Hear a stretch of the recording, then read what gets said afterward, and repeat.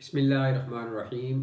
ناظرین محترم، آج تراویح کے اندر 20ویں پارے کی تلاوت کی گئی۔ 20ویں پارے کے اہم ترین نقاط کے ساتھ میں حاضر خدمت ہوں۔ 20ویں پارے کا آغاز سورہ نمل کے بقیہ حصہ سے ہوتا ہے۔ سورہ نمل کے لیے بہت ساری ایسی چیزیں ہیں جو بتائی جانے کے قابل ہیں۔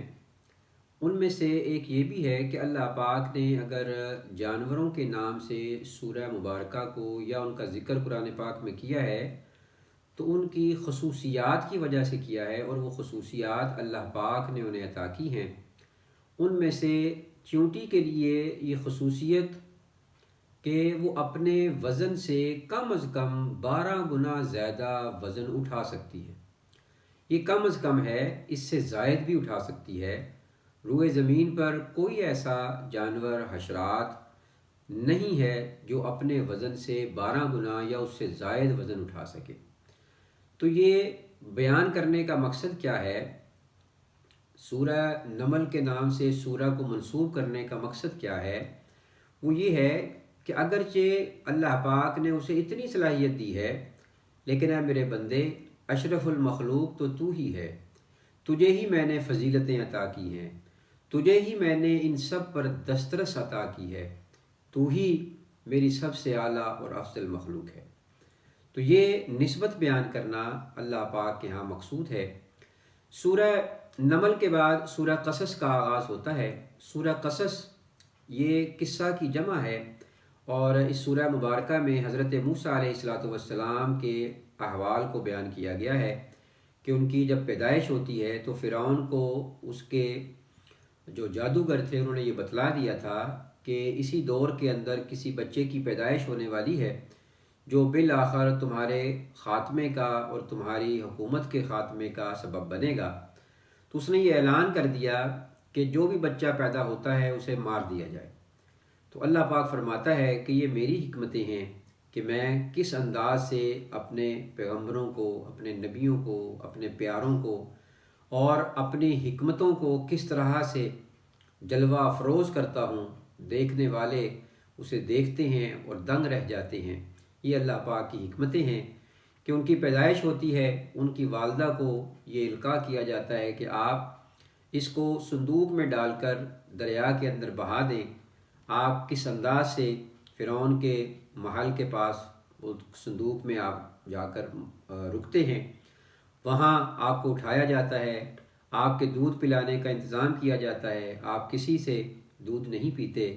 پھر اعلان ہوتا ہے کہ دوسری جو خواتین ہیں وہ آئیں، تو ان میں سے حضرت موسیٰ علیہ السلام کی والدہ کو بھی محل میں لے جایا جاتا ہے، اور آپ اپنی ہی والدہ کا دودھ پیتے ہیں۔ وَحَرَّمْنَا عَلَيْهِ الْمَرَاضِعَ مِنْ قَبْلُ فَقَالَتْ هَلْ أَدُلُّكُمْ عَلَىٰ أَهْلِ بَيْتٍ يَكْفُلُونَ۔ اس سے ایک حکمت اور ایک نقطہ یہ بھی واضح ہوتا ہے کہ نبی وہ نہیں ہوتا کہ جسے خود ہی علم نہ ہو اور وہ 40 سال کے بعد یہ بتائے کہ میں نبی ہوں۔ ایسا ہرگز نہیں ہے۔ اللہ پاک نے یہ بات، یہ نقطہ واضح کیا کہ جو نبی ہوتا ہے وہ تو پیدائشی نبی ہوتا ہے۔ جنہوں نے نبی بن کر آنا تھا عالم ارواح میں، اللہ پاک نے ان کا انتخاب بھی کیا اور ان سے اپنے حبیب صلی اللہ علیہ وسلم کے متعلق وعدہ بھی لیا۔ اور آپ صلی اللہ علیہ وسلم کے متعلق اگر کسی کا یہ عقیدہ ہے کہ آپ 40 سال کے بعد بتلا رہے ہیں، آپ کو خود 40 سال کے بعد پتہ چلا ہے کہ آپ نبی ہیں، تو وہ اپنے ایمان کی خیر منائے۔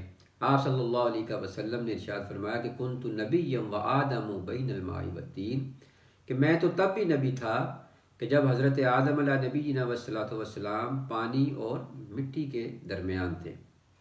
اس کے بعد اسی سورہ مبارکہ کے آخر میں قارون کے متعلق بھی بتلایا گیا ہے کہ وہ کتنا مالدار تھا، کتنی دولت تھی، لیکن ہدایت یافتہ نہیں تھا۔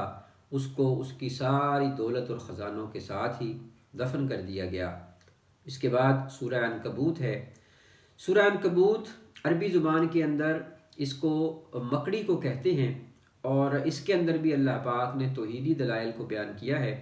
اور عنکبوت کی وجہ تسمیہ کیا ہے یہ میں انشاءاللہ کل کی بیان کے اندر انشاءاللہ آپ کو بتاؤں گا۔